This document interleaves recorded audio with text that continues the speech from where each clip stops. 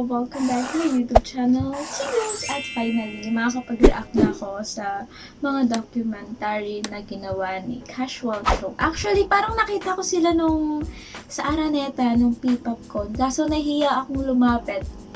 Alam ko talaga sila yon. Hindi ako nagkakamali. Sila talaga yon. Nung after ng con, nandun sila sa labas.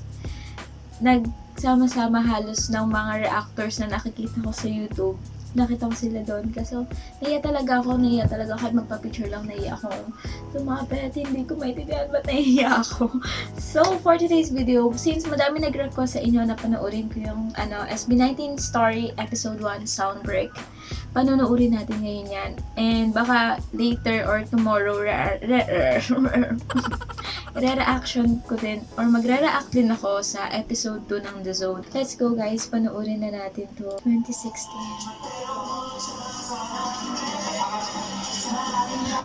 Alam nyo guys, nung sinabi talaga ng SB19 yung pinapakanta sila ng Chinese, gano'n, ng Hangul, ng Mandarin, Mandarin ata na hindi siya biro, lalo na nung na-realize ko na hindi biro yung mga lyrics ng Mandarin. Nung nag-aral ako ng 4 lang, kasi sa course ko as a tourism, kailangan namin mag-aral ng 4 lang, which is yung foreign language, and isa yung Mandarin sa 4 lang namin. Ang hirap. Basic lang yung pinag-aaralan namin na mahirap siya i-pronounce. Sobrang hirap.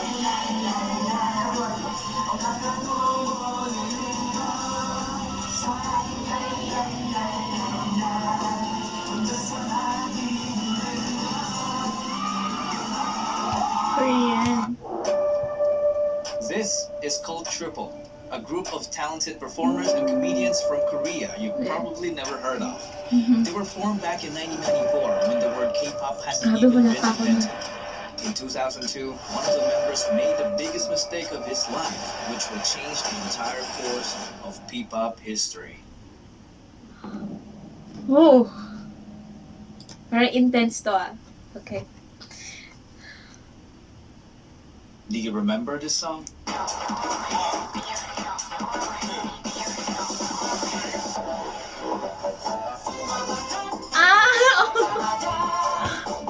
Grabe, bata pa nila dito.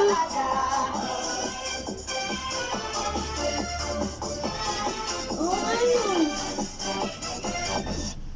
It all started with this man, Tata Robin! Jong Song-han.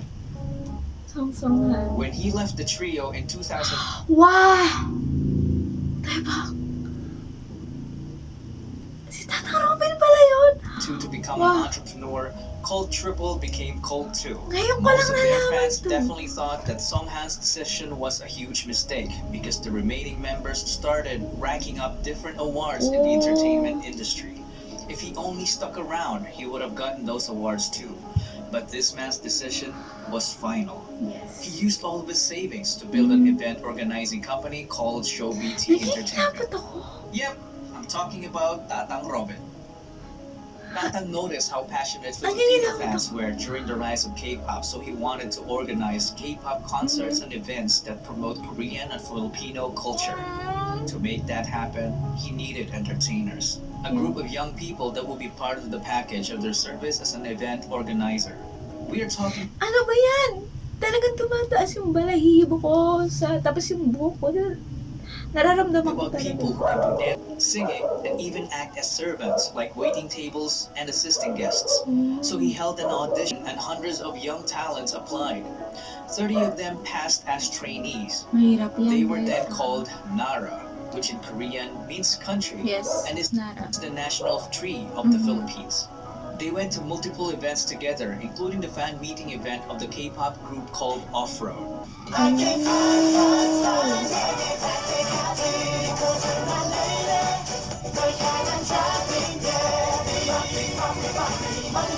Yo. After numerous events, Tatang Robin saw something special when it comes to Filipino talent. He realized that some of his trainees were far too talented to just end up as small-time performers. So he decided to launch the first P-pop boy group that underwent strict Korean-type training. Out of the 30 trainees, only few have made it. Let's go, SB19. Gian Paulo Nase. He always wanted to be a performer. As a young dreamer, Iba talaga, no, pag passionate ka, tsaka determinado ka. he joined several competitions as a soloist and also a Grabe member mag-work of the hard. K-pop dance cover group called PHP. As a trainee, he was the guy who shows up early and leaves late despite juggling a full-time job as a data analyst to provide for his family. He was the first one selected due to his undeniable diligence and leadership qualities. He is known to have critically acclaimed songwriting ability, a badass rapper, and was often dubbed as a genius, but he Grabe, consistently Pao, ikaw denied it na. because he claimed to be just a hard worker. This made him the destined leader of the group. He debuted with the name Sejun, but later changed his name to Pablo. Now that the methodical leader is chosen, they needed more members. Tatang Robin just got a genius composer in Pablo, so they needed someone who can dance. And this next guy is exactly that. Ken, And Susan. even more. Oh, Stan. Yes. Sylvester Ahara. He Ano ba was yan? only 16 when he started competing as a dancer while studying. He was a born winner despite growing up as a bullied kid. He made performing his escape from the harsh reality of the world. He did a great job channeling the negative aspect of his life and converting it by winning multiple K-pop dance cover competitions with his group Saeon. He is also a hard worker. He was teaching dance to kids while competing. There was a point when he worked too hard that it threatened his life due to poor health. He is a very skilled choreographer. In fact, he's the main culprit Siya daw ang nag-choreo din sa dance break halos. Silang dalawa ni Sir Tank. Nakaka-proud! behind most of SB19's Nung snappy concert, and PPOP-CON. amazingly synchronized dance Grabe. routines. But little did they know that dancing wasn't even his only talent. He easily became the Grabe. main heavenly Nasa voice yun of ang the lahat, group guys. because his Nasa yun vocals ang were lahat, just Sel, talaga.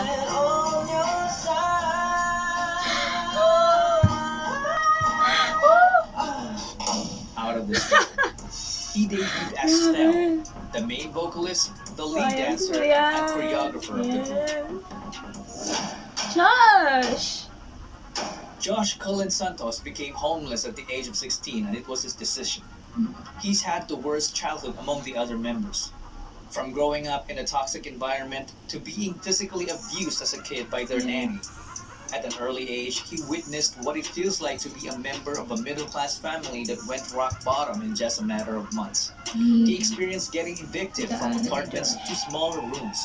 It came to a point when his family had nothing to eat but ketchup and salt. Oh my goodness. Ngayon ko lang nalaman to, guys. Ngayon ko lang nalaman. They had no permanent address. Because of that, Josh and his sister dropped out of school multiple times, so they got bullied at school for being repeaters. Sometimes he would get into fistfights for defending her. Josh had enough of this, so he took matters into his own hands by leaving. He became independent and started working as an internet Grabe cafe pinagdaanan ni attendant. Josh. Using his own income, he took the alternative learning system and was able to finish his high school degree. He clearly had no Talino background kaya in ni performing. Josh. Not until he met new friends from the dance community, which led to him meetings Ang that galing talaga. Si Stell tsaka siya magkasama na dito. El and Saeon. Nabibilib They ako. became Oh my gosh. co-members and went on to win numerous K-pop dance cover competitions all over Asia. They even met BTS during one of their winning runs in Korea. In a way, Josh was saved Yung heart ko, oh my gosh. by Stell after trying so hard to save himself. And it paid off because after training, Josh ended up debuting as the lead rapper and dancer of the group. Justin DeJoss didn't have to audition. Apparently, he was a very good-looking guy that when he joined a talent workshop as a teenager, Show BT immediately took notice Yung and video, offered him to akala ko become yun. a trainee to improve his singing and dancing skills. He was one of the late joiners, and when he did, he immediately saw a familiar face in Josh. You look familiar. Apparently, the two had a stint in performing together in a K-pop dance cover group called Zero to Hero. Let's do this. Nakalimutan ko kung sino yung sa kanya sa GOT7. Si JB ata eh.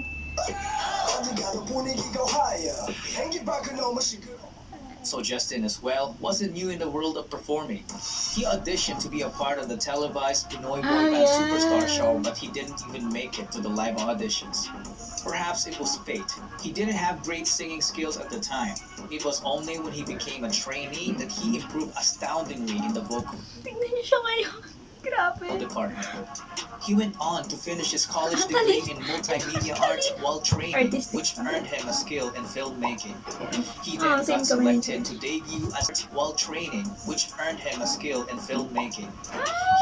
Ang sarap yung maging director, He promise. then got selected to debut as the main visual, the sub-vocalist, and the creative director of the group. Yes.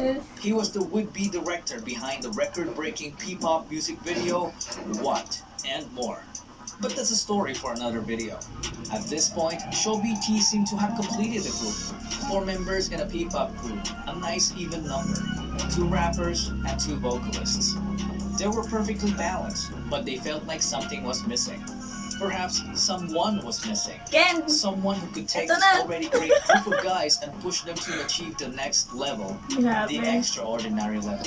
Someone so naturally gifted that he could stand out in the presence of the already talented group of young artists. This venture that Tatang Robin took needed an apex, so he started the online auditions. When Josh heard about it, he was like, I know a guy. Let's go, Ken! Felipe John Suson is such a specimen. He was so naturally gifted that excelling in sports looked like a walk in the park for him. He grew up in the church under the care of his grandparents. He was an artistic kid, so he was active as an editorial cartoonist Grabe, di in ba? school. Nobody taught him to play musical instruments. He taught himself by just Actually, mas masarap na matuto ka na sarili mo. Kahit ako natutulang ako mag-gitara ng sarili ko, mas fulfilling yung listening to the music, so he Yes. ended up Gifted becoming a talaga siya southpaw sa- guitarist. But he later fixed it as he learned more. He didn't even know that he could dance until he was forced to in order to get good grades during their school What? exams. After discovering Naturally, dance, he gifted transformed ka from a guy who talaga didn't siya. know it to someone who can fly. Yes. Because of his raw talent, he ended up teaching dance to the entire school and continued on to form a K-pop dance cover group called Amigo 7. Apparently, his group gave Josh's group so much trouble during their early competitions because they were very good rivals. Competitor So he decided to talaga, magkalaban sila. But Felipe was hundreds of islands away and didn't have the money. What did Josh do? He shelled out for his plane ticket. With nothing else to lose, Felipe went and left his previous life in the countryside.